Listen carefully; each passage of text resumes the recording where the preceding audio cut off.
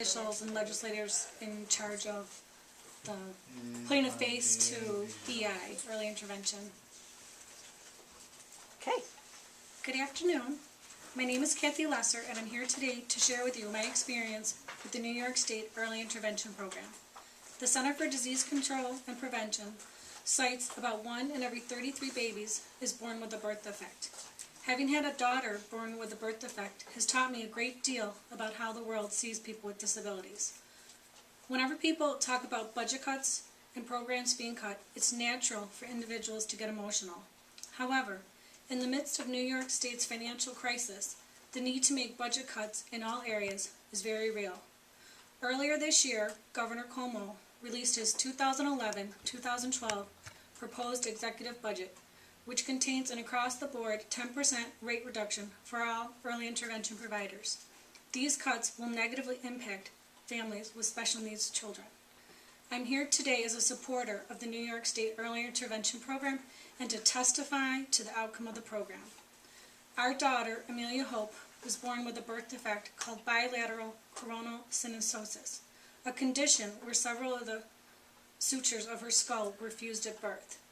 As a result of this condition, she has developmental disabilities. At 2 months of age, we were told she was blind. At 9 months of age, she underwent a full cranial vault and eye orbital reconstructive surgery. Amelia has provisional eligibility for Medicaid services. Amelia received early intervention services for 29 months and is not blind. This past week, we were given a glimmer of hope that our daughter may eventually be declassified as a child with developmental disabilities. This is a direct result of New York State's involvement with her care. I am here today to ask for continued support for EI funding. As a constituent of yours, I urge you to closely review the budget that cuts the funding for children with special needs.